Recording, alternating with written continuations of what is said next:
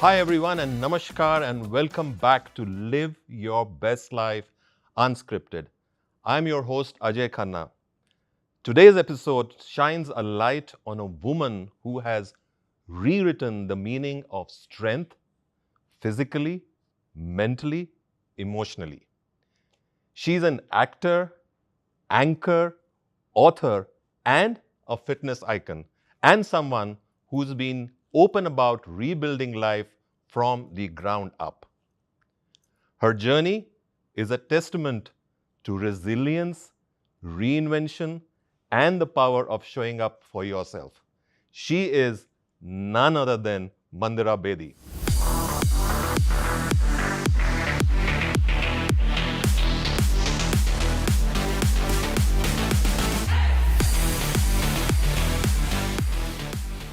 Mandira, thank you so much for joining us on the show and welcome. Ajay, thank you so much for such a lovely, such a kind introduction. I'm very happy to be here.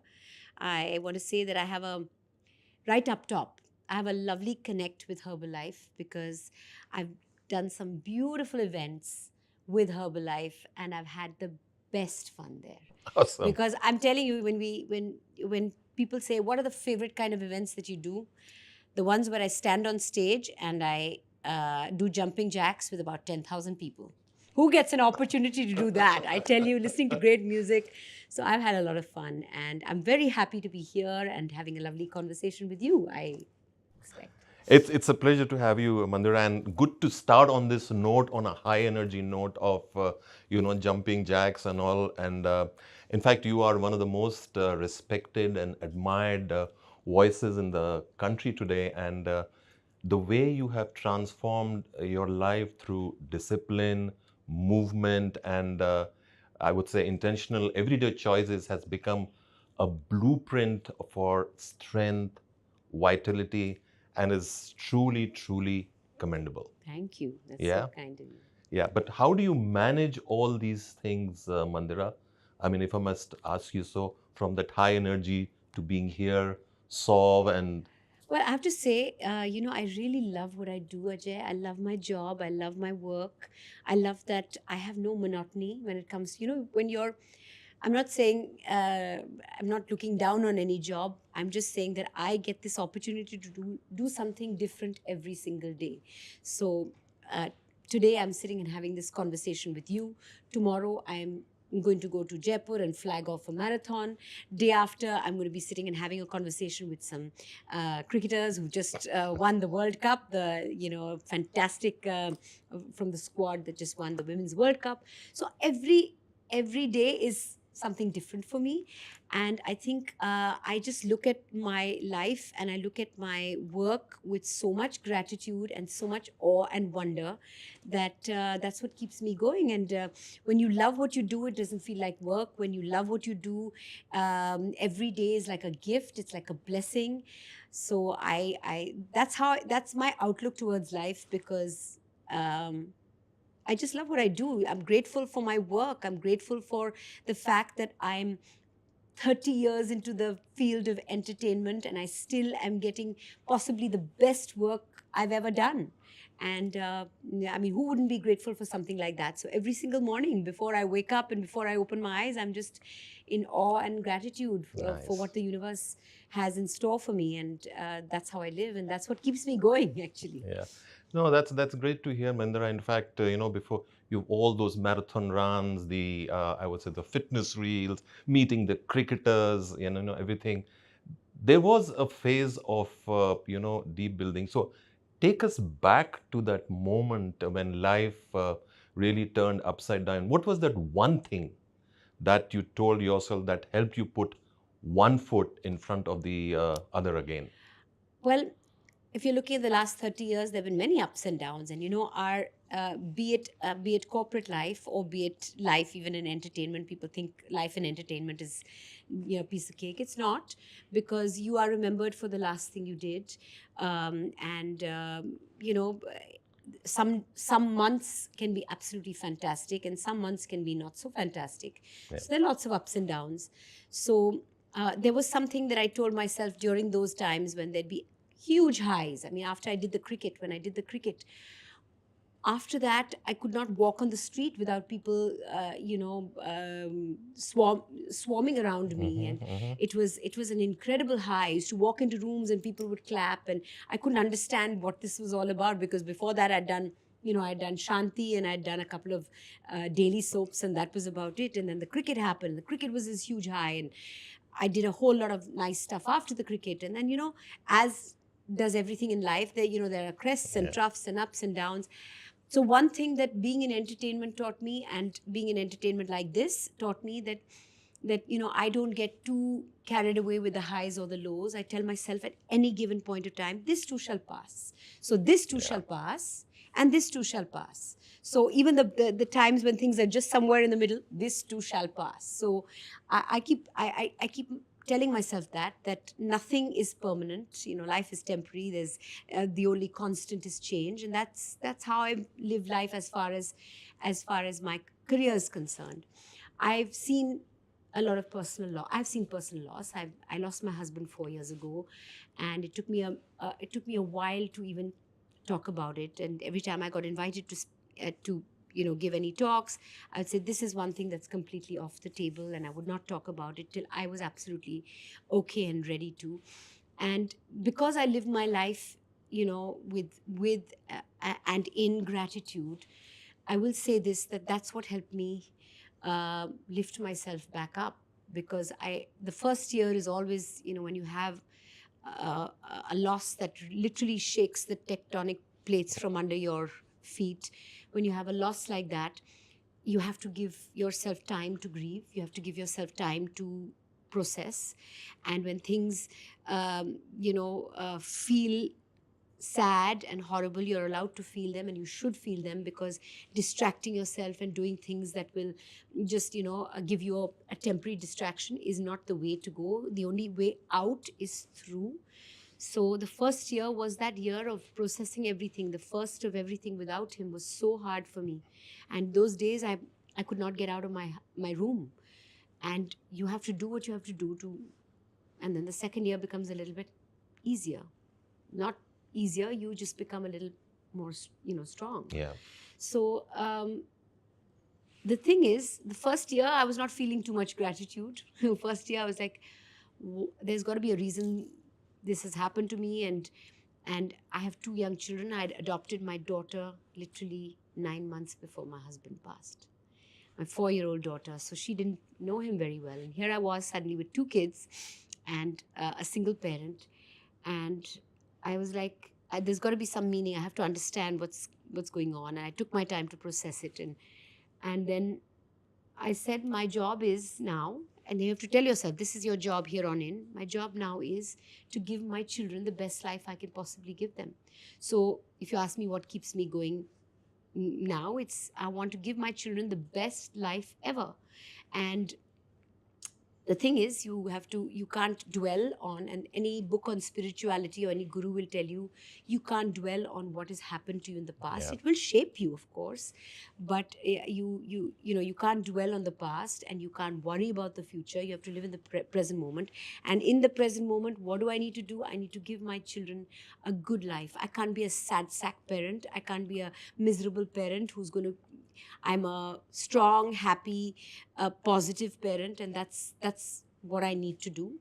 And what gratitude also teaches you is that you have to focus on what is. Yeah. When you focus on all the things that are going right for you, then the world looks different. You look at life through gratitude colored glasses, and life looks beautiful again. So I think it's gratitude that keeps me going. It's my kids that keep me going. I love what I do. I love my work. It's my work that keeps me going. So have to be, on my steps of my home, as you enter my home, it says onwards and upwards. And that's the way to, that's the way to go. That's the way forward. And that's how I've actually been able to put one foot in front of the other, and not just put one foot in front of the other to walk. I've started running again. Nice. I mean, first of all, sorry to hear the loss in your life, but you've come out much more stronger. And when you were talking, I was just observing that, television, cricketers. Tomorrow you're flying to Jaipur, then maybe you will be somewhere else, you know. I mean, you've been reinventing your life, you know. Was there ever a moment in your life when you thought that how often you will reinvent, okay, and you need to start over all over again, you know? Did you get any setback on that or think But I about think it? reinvention is just. I think it's a necessity. Reinvention is not something, in my opinion, that you set out to do. Yeah, I didn't ever say that, okay, now I see I need to take a different direction. I think it's just a response to the changing of the times. And if you don't change with the times, you get left behind. So if today is a digital age, I have to come on board as far as that is concerned. I mean, I started my career at a time, Ajay, when there was two channels. There was Doordarshan and there was Z. And that was it. Z had just started, Yeah. right? So there was nothing. And Doordarshan was the big channel which had all the ratings and everything. And then I've seen the myriad channels that have come about. I've seen uh, over the counter, no, that's OTC, OTTs. OTT. Oh, that's okay. That's fine. I had a moment there. So yeah, OTT. So OTT, the platforms have come about. Everything's happened, right? Yeah. So it's like it's all happened in front of my eyes, and I've had to move with the times. Or I mean, so even with fitness came into my life because people ask me, how did fitness become a part of your life? And it's not like I decided, you know what, one day I woke up and said, I want to be a fitness influencer. I don't think it works like that. Yeah. It Yeah. can't work like that. It's got to be something that you live for it to be something that you can project. So in 2008, I can say before that, 2003 is when I did the cricket. And I look at my pictures from there and I was like, okay. I was like a bit chubby and whatever. But because I was connected with sport, people thought I was athletic, and I was athletic in school. But 2008, I was invited to be a part of Khatron Ke Khiladi, which is Oh, yeah. a Yeah. reality show Yeah. with Akshay Kumar, who's helming it at the time. They've had several hosts after that. And I was invited to be a part of it. And I was like, you know what? If I'm going to be on national television, running around, jumping off buildings and jumping off helicopters and things like that. A, I want to be a strong contender. B, I want to look good doing it. So that was the first time, 1 month before I went to South Africa for the show itself, that I started training with a trainer, first and only time, and that's how it happened. And then I didn't win the tournament. I mean, I didn't win Khatron Ke Khiladi. I came in the top. I was in the top 3, top 4, and that was it. I was eliminated before the final. But what it gave me was the gift of fitness. So then I started living it. When you live it, when you start living it, that's when people can get, people can take something from it. Yeah. You can't decide that I want to do this and I'm going to do this. You have to first start living it, and that's how it becomes a part of you. So whatever I've done in my life is just has been a I found myself at a crossroad where I take a path, and then I really take that path on and I live that path, and then it becomes a part of me and becomes a part of my life. So that's how it's happened. Reinvention has always been, it's just I found myself at crossroads so many times, and I say, okay, this path or this, and I take the path that resonates with me, and then I internalize it and make it my own, and I become that, and that's how these reinventions have happened. And I've never really gone out there wanting to do something that, but that will become this, more than me living it. It's living it that's the important part. Exactly. I mean, yeah, you're right. When we talk about reinvention also, and you've been reinventing your life with all the multifaceted activities you've been doing in your life, it's truly inspiring to listen to that. But when we talk about reinvention, Mandira, it's also about it requires a lot of discipline, I would say. Yes. And when we talk about discipline, what is that? I would say discipline is not only about just the discipline in body or in fitness, okay? What is discipline to you when we talk about it is about life? I think, discipline is showing up, okay? Showing up for yourself, Yep. showing up for others, respecting other people's time. So when I look at Nice. discipline, I look at it as even, my sense of timing. People around you will tell you, I mean, people around me will tell you that I'm not on time, I'm always early, because I have utmost respect for the person that I'm to meet. So I think discipline comes from respecting yourself and respecting others and showing up. And when you say, when people become influencers and people want, when they do things to show, it's one thing. It's for discipline, you need to be showing up for yourself even when no one's watching, even when you're not creating content, even when you're not making a fitness reel. It means showing up. I exercise every single day. Every single day there's some movement is my medicine. Movement is my best supplement. Movement is the way, for me, it gives me peace, internally, and it does great things for me physically as well. So my point is, discipline comes from showing up even when nobody else, Yeah. is Yeah. watching. Yeah.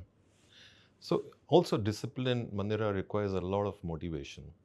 You might be having one of those days when that motivation disappears. Okay. How you try to be consistent on motivation, how you try to be consistent and be disciplined, in your activities. When you do something for a period of time, you do it for, say, they say 21 days. I don't know what the magic number is, but if you do something for a period of time, it becomes a habit. So when it becomes a habit, then you can't miss it for love or for money. So uh, I know that whatever my day is, I can factor in that time for exercise. I make sure I make that time for exercise because it is a part of the things I need to do to live out my day. So, yes, there are times when motivation is low, but the times when motivation is low, I don't give myself a workout which is like lifting really heavy weights or something that is super, super high energy. I walk, I make sure I get 15,000 steps a day. And How many? 15. 15,000. Okay. 15,000 steps a day at least.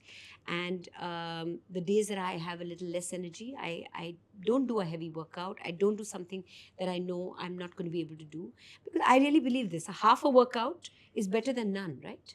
Something of a workout is better than none. So even when you're low on motivation, some form of activity, some form of movement is better than none. So I'm beyond that point, unless I'm like sick in bed and the doctor says maybe you should not get out of your bed because you've got 102 fever. Yeah. Those are the days I don't exercise. So however my motivation is, I get those steps in and I get that exercise in, because it's become a part of who I am and I need it. I need it to take on my day.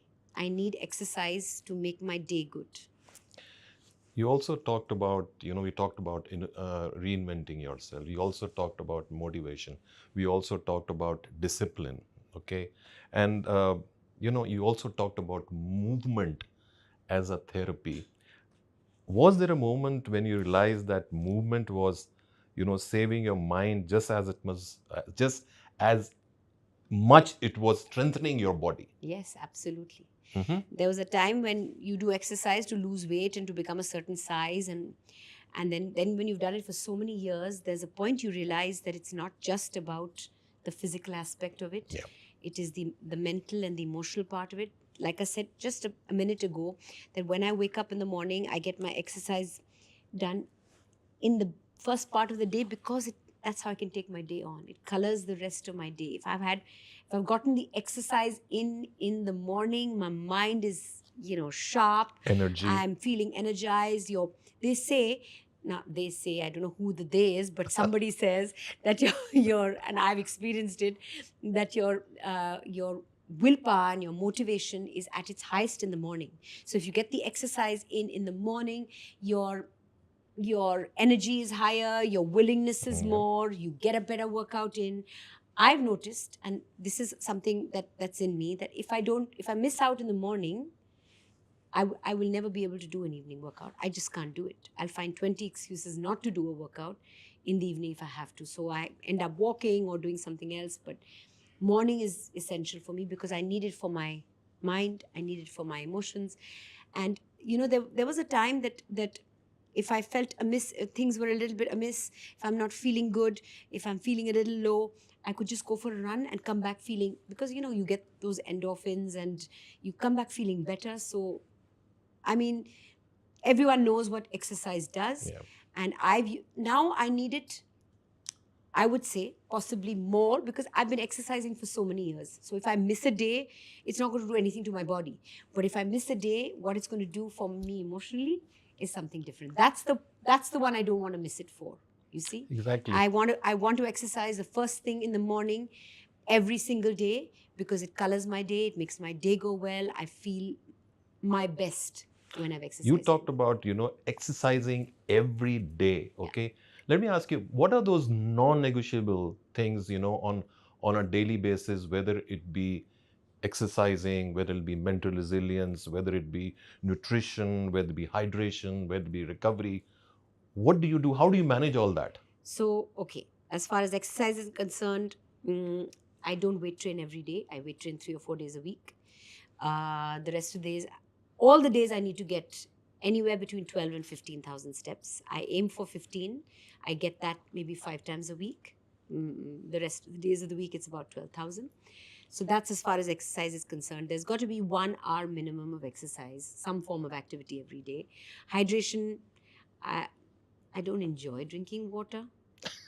Then what do you drink? No. I don't enjoy drinking water. Means there's some people who are walking around with a bottle and they're always sipping, and I'm like, I wish I could be you. But I do the 2 liters, 2.5 liters, and I do it. I do it every day. But I have to tell myself, okay, I have to drink a glass of water. I have to drink a glass of water. I finish those 2.5 liters. So that's a non-negotiable as well. Okay. The fluid intake. Mm-hmm. So that's number 2. As far as recovery is concerned, I give myself enough time to recover in the day.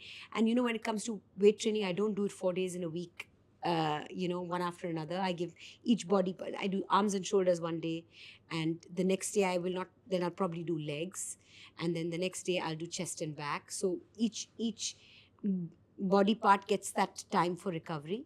So, and generally speaking, a lot of what I do could be sitting down. So the morning where I get the exercise in, where I get my 10,000 steps in mostly in the morning itself. And then I know the remaining 5,000 steps happen just living out my day.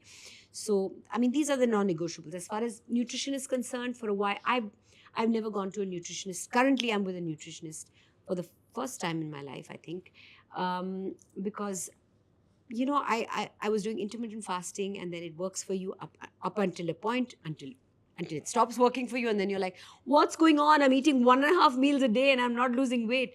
So then I got to a nutritionist who gives me no timings to eat, but just a lot of good healthy food spread out over the day, and I'm losing weight and feeling good and feeling energetic and don't feel hungry at any point of time. So I think I'm on the right track as far as nutrition is concerned.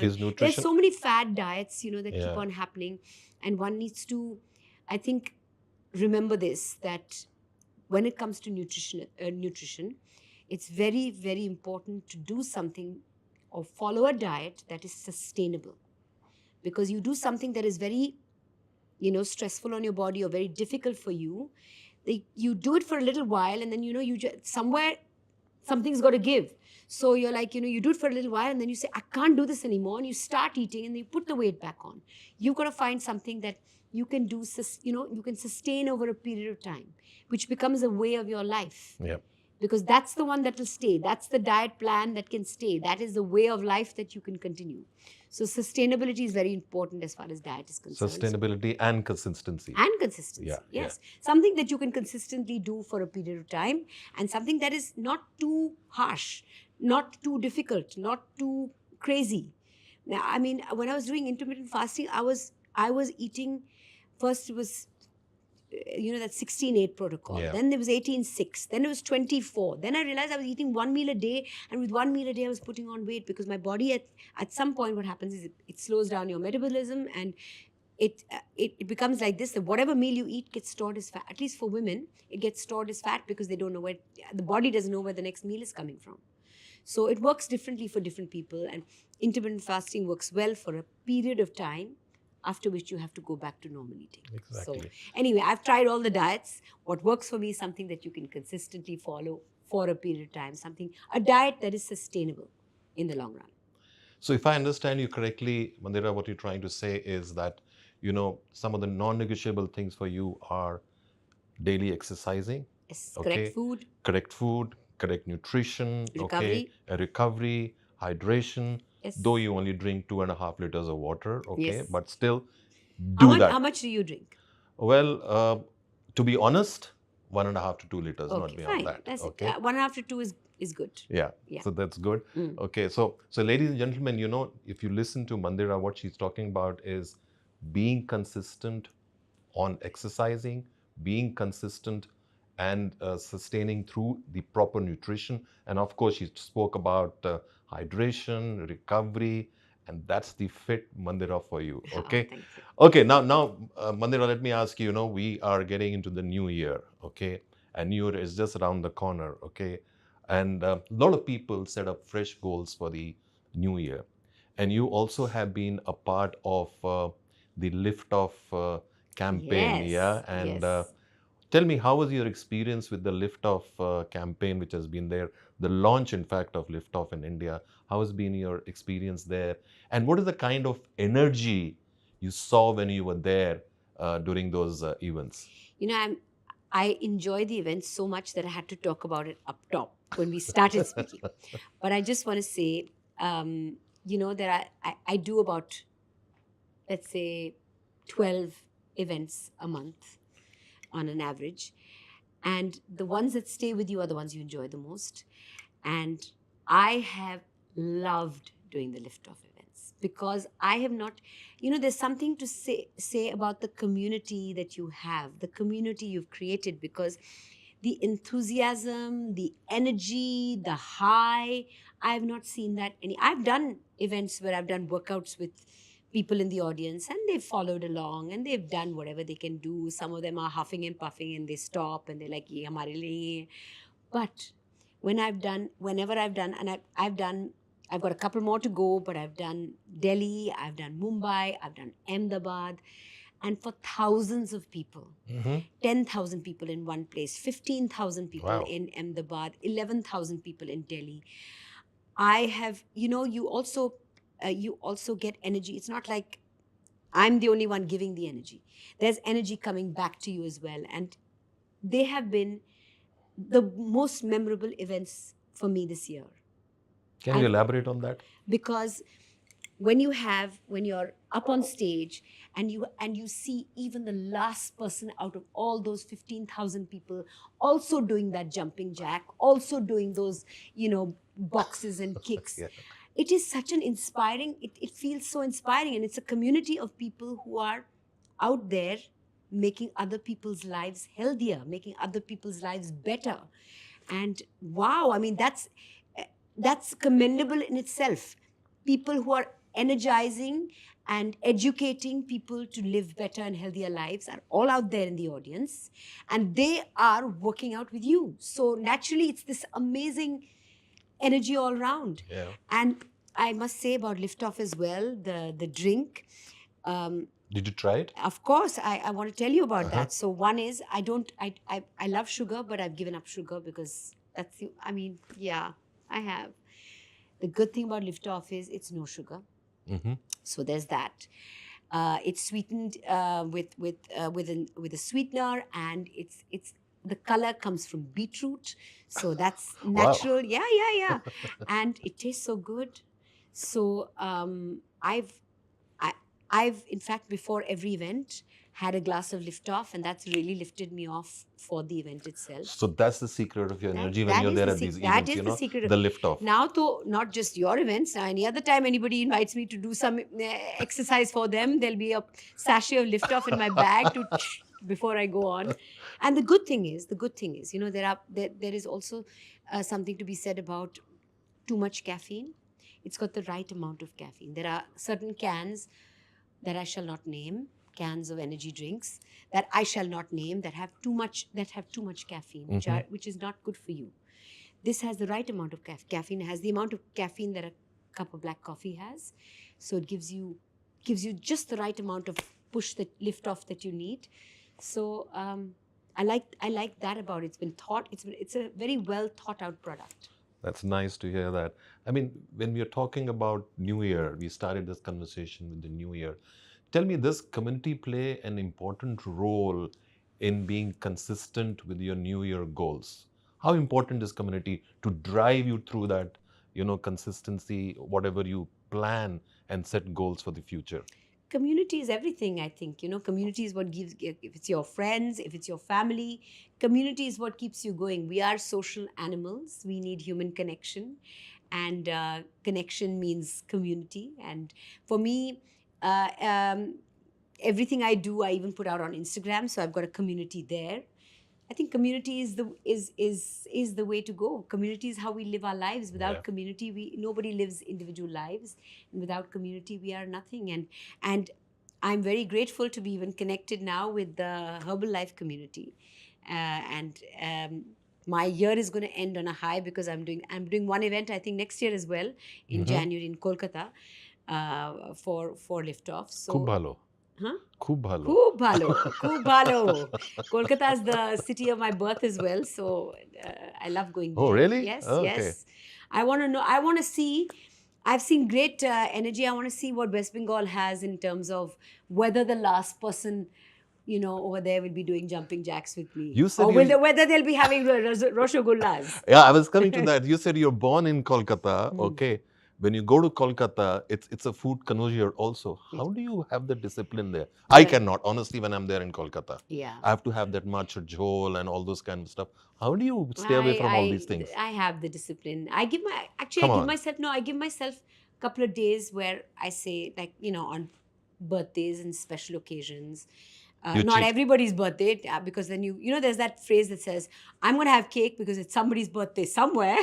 No, it's not So like that. do you cheat? No, I do cheat. Okay. I do cheat, but not like that. I cheat on, like, if it's my parents' you know, anniversary, or my mom's birthday or dad's birthday, I'll have a slice of cake.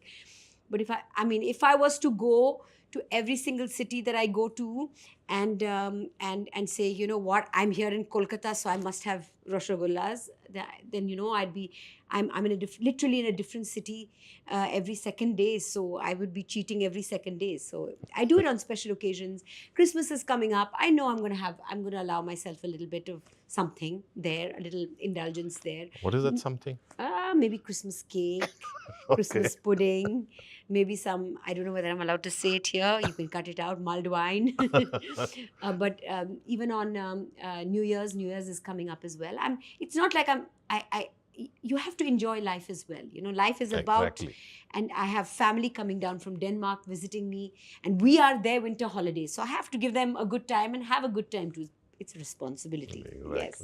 So yeah, I do cheat once in a while, but that once in a while is a once in a while. It's not a once in a, like, twice a week kind of cheat. It happens maybe once a month, once in a while, and then I find a way to factor in a few extra steps the next day, or keep my eating really, really healthy the next day.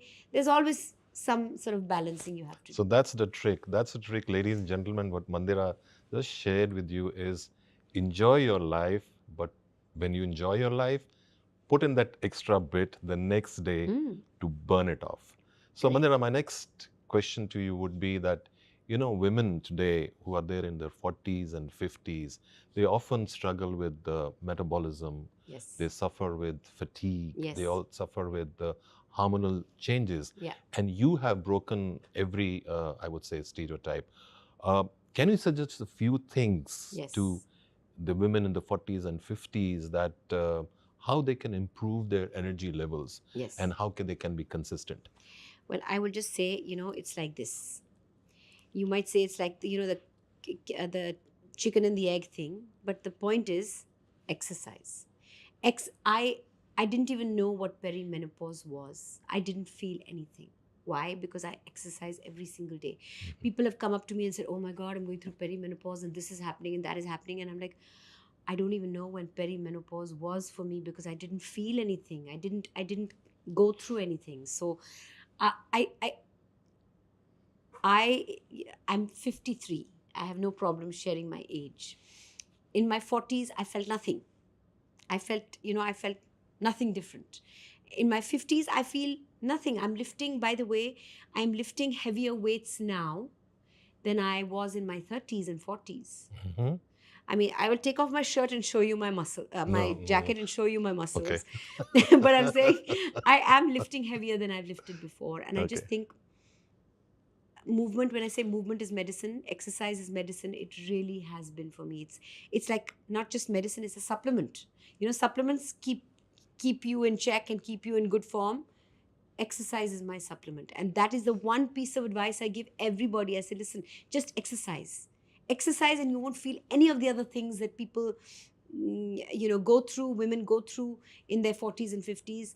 Exercise is your antidote. Exercise is your preventive. Exercise is your supplement. Exercise, exercise, exercise. Right. That's what Mandira is talking about. So, Mandira, behind every strong woman, there is a chapter, she doesn't always want to speak about.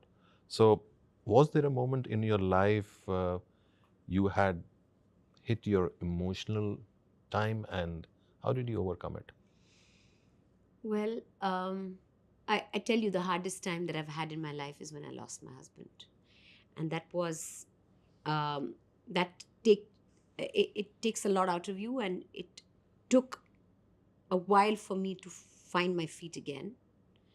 And uh, and there are, ever since, and when I have started speaking about it, I've had a lot of women who come to me who've been in similar situations and who've been able to lift themselves up, and they come up to me and say, we lost our husband on so and so time, and you know what, we've seen your videos and your podcasts, and where when you've spoken about it, and that's helped us lift ourselves out of you know out of whatever we went through as well. So I look back, that is the hardest time of my life. That was the hardest time of my life. It was very difficult to navigate through. And and I took the help. I've At any and every given point of time, I've started going to a therapist before therapists were even talked about like they are talked Hmm. about Hmm. today. Mental health is being talked about now, post the pandemic, because suddenly now organizations have mental health helplines. There are psychologists and counselors and therapists on call. But I mean, 25 years ago there weren't. And I went to a therapist the first time 25 years ago because I really believe that when something is amiss, maybe a run can make you feel better. Yeah. Something is amiss for a period of time, for more than a week, then I think you should take help, because you should go to somebody who's equipped to help you. You should go to somebody who can show you the mirror. You should go to somebody who will give you a perspective. You go to your friend, and your friend will say, yes, that person was wrong, or yes, you are right. And sometimes you need somebody to tell it like it is, and gently, and to show you a perspective and show you a mirror and tell you, you know what, maybe this is a way of looking at it. So I've been going to a therapist for the longest time. And even, I've done clinical therapy and spiritual therapy, and um, um, even hypnotherapy. And hypnotherapy helped me with I had anger issues, and I really felt I needed to address them and do something about it. And so I went to a hypnotherapist. And hypnotherapy is not what you think it is. It's not like it's not like you're sitting on a sofa and somebody's got a locket in front of you, like this, and you've got googly eyes and you're out. Out, no. Hypnotherapy is actually very beautiful. It just takes you to a very, very relaxed state. We from our minds, we access only literally the top 3 or 4 or 5%. hypnotherapy takes you into memories and things that have happened to you, or parts of your mind which you've just, put away into a box and locked away, and it just helps you bring those bits up and air them out and let them go and deal with it. So I mean, I've done hypnotherapy as well, and even during the time after Raj passed, I needed counseling, and I took all the counseling that I needed. And I say this to people whenever I get a chance, that mental health is something that, it doesn't matter if you have a six pack, it doesn't matter if you have great muscles and you can run marathons. If you're not okay up here, Yeah. if you're not okay up here, none of it counts for anything. So therapy has really helped me through a lot. And I say this, that now there are so many counselors, there are so many people out there. I remember the first time I went to a therapist, I told my mom, and she says, and it was 25 years ago, she said, why have you gone to a therapist? What's wrong? Speak to me, speak to your friends. We are not broken if we go to a therapist.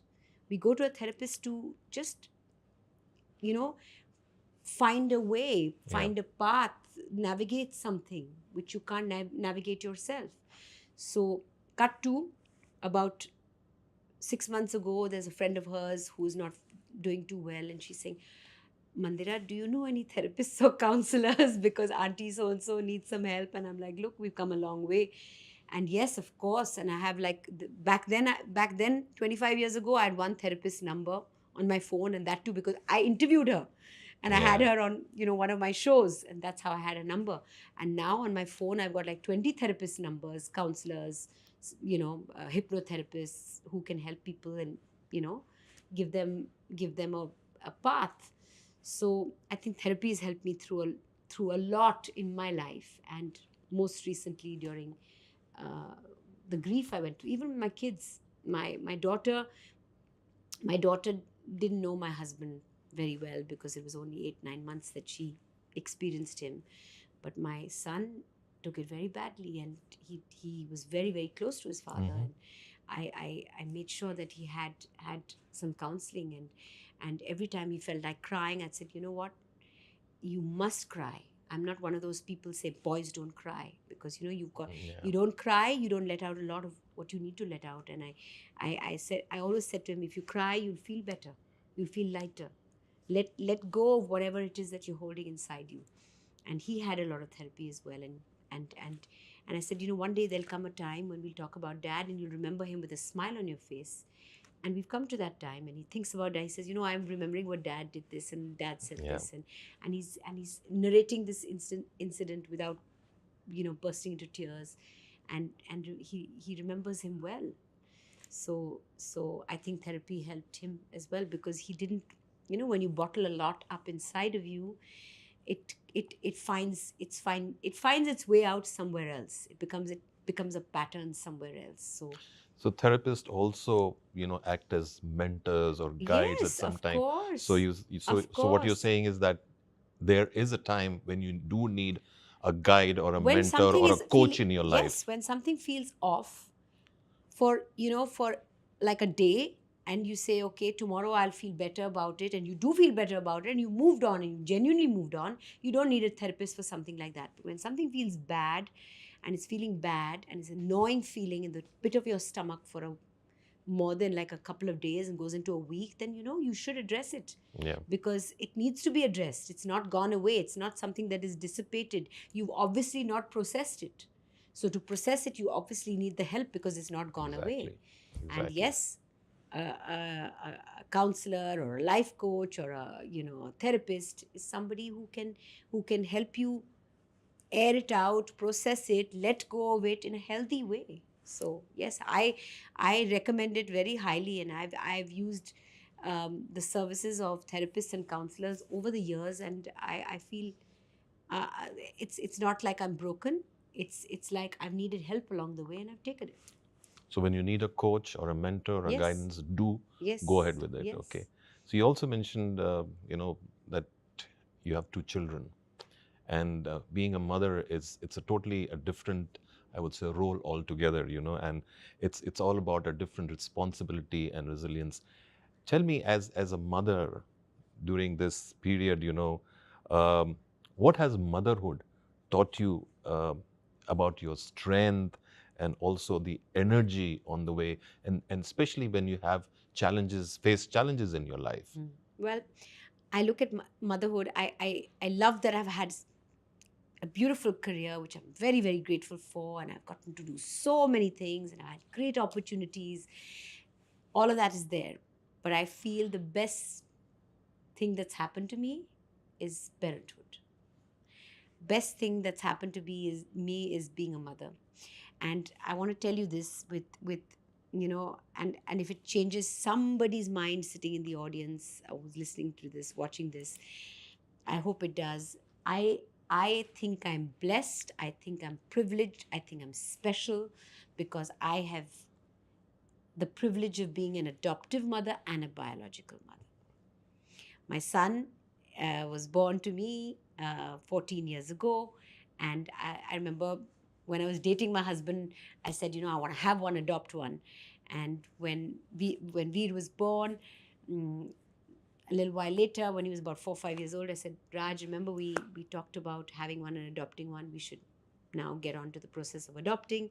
And we put our papers in, and Tara came along, and we wanted a child, like not a baby, because we didn't want that be too much of an age difference between them. And she came along, and just to see her change and mold into our family. She comes from Madhya Pradesh, and she comes from a small little town, not even city, called Tikamgarh. And when she came with a dialect and an accent where she'd say, "Je ka hai, Je kaun hai," and from that she comes into the room and says, "Alexa, play Bruno Mars." Wow. And then she says, "Mom, we're sitting in the car, drop the beats." So she's become us. She's molded into us.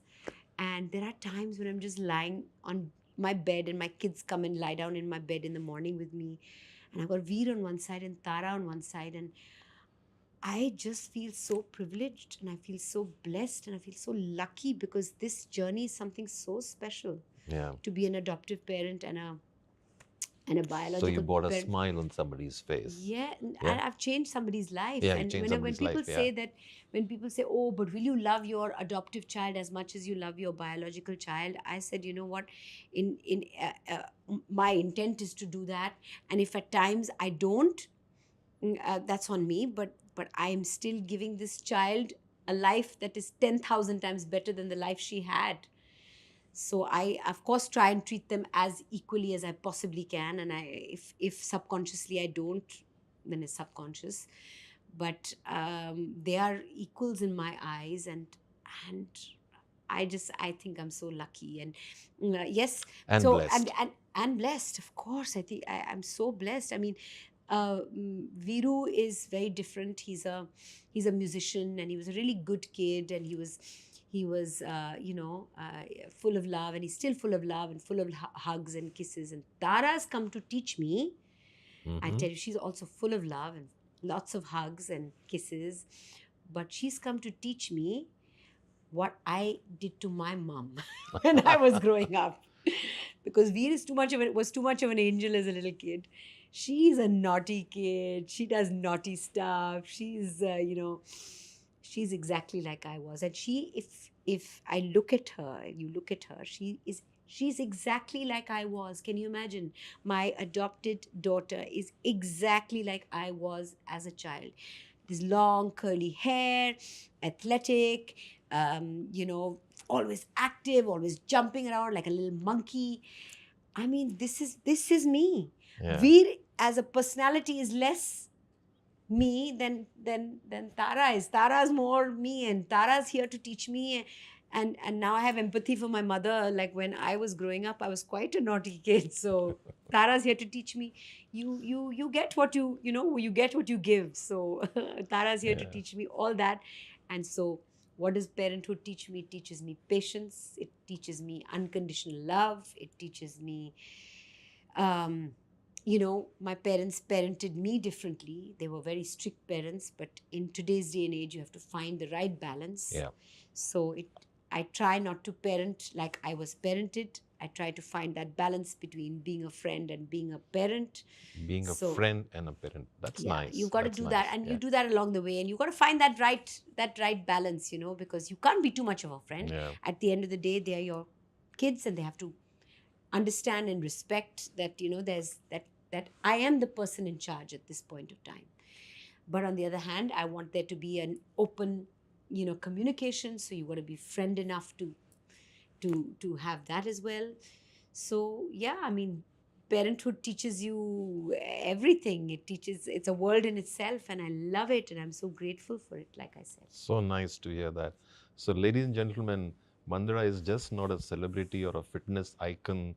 She's also a biological and an adoptive mother, and she loves that And I because she recommend it. So have one, adopt one, because there's so many children and out bring a there. smile on somebody's face and Yes, change yes, somebody's life. yes, Yeah. yes. There's so many children out there up for adoption. There's so many children out there.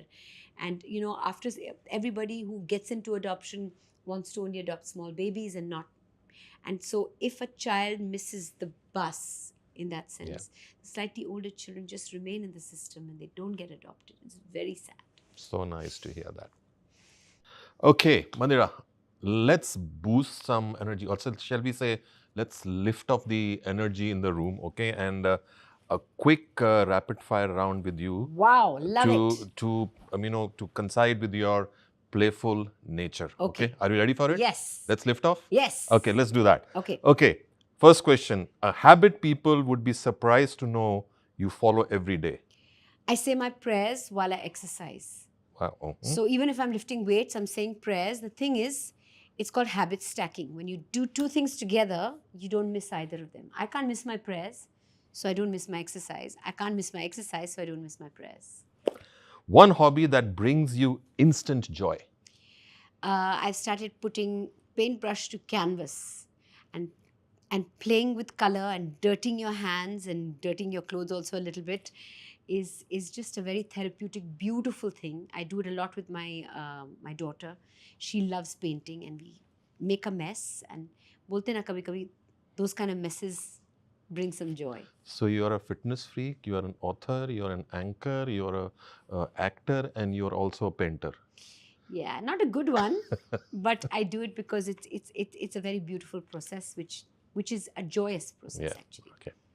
Your comfort food on a tough day. Ooh, firstly, anything to do with chocolate. Mm-hmm.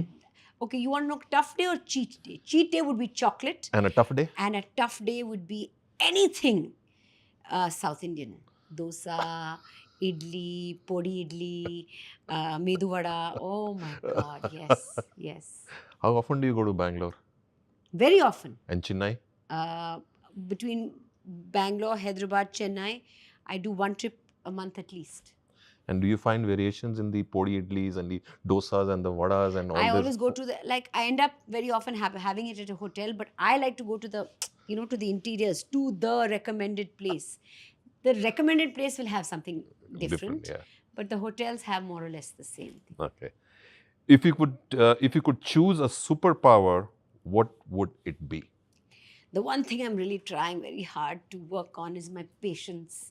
I'm not a very patient person. I'm one of those people. Are we there yet? Are we there yet? Like children say, are we there yet? So if I was to get a superpower, I would be called, I don't know what, but it would be patience. Patience is something I'm yet to learn.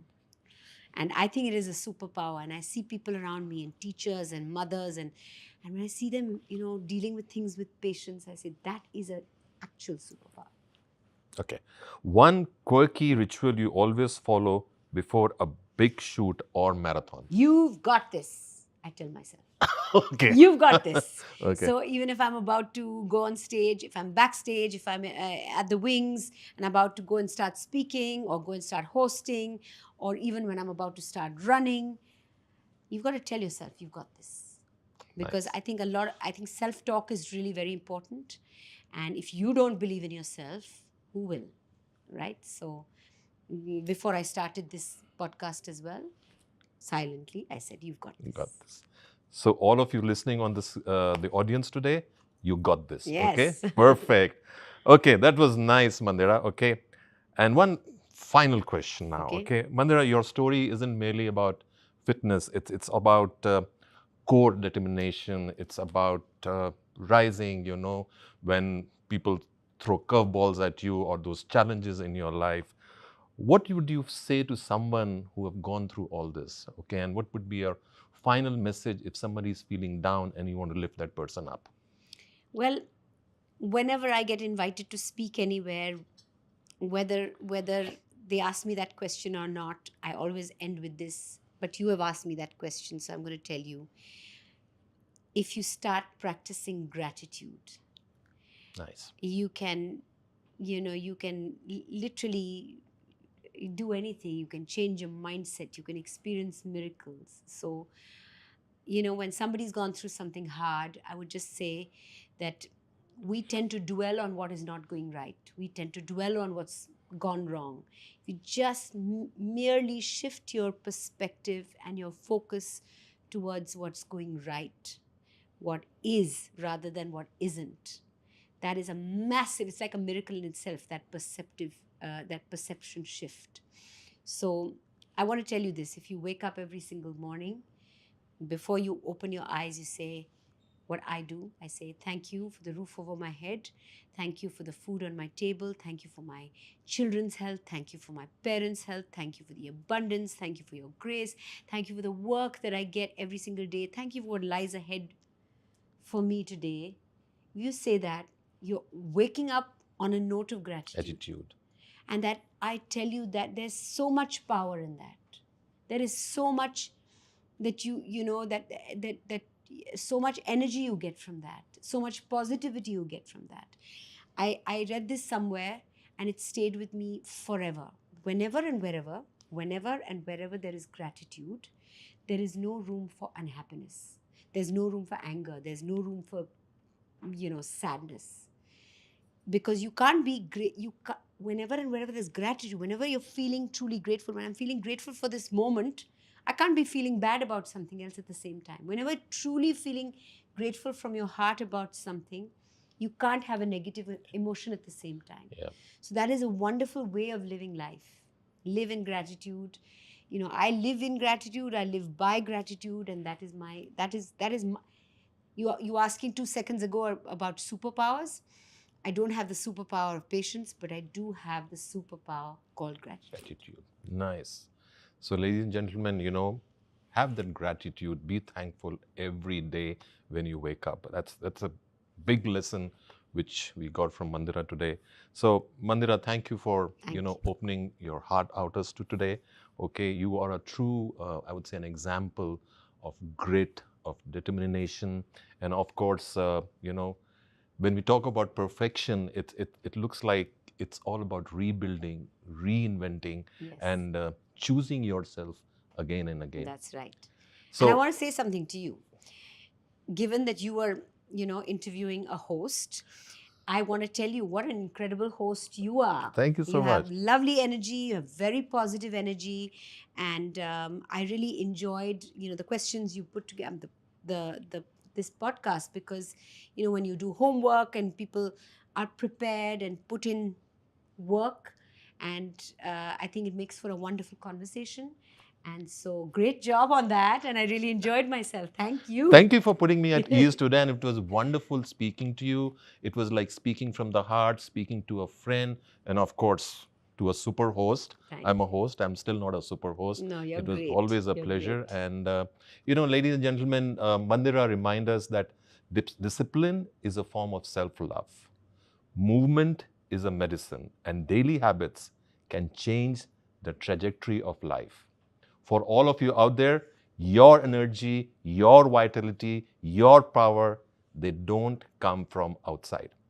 They are built through small, consistent choices that nourish your mind and body every single day. I'm sure our viewers would have a lot of takeaways from today's conversation, because I did. I enjoyed being here with Mandira. Okay, so if you've liked the show, please show us some love and share it with someone you care about. Subscribe, like, and leave us a review, and join us for the next episode of Live Your Best Life Unscripted. Because the journey to becoming stronger than before begins right now.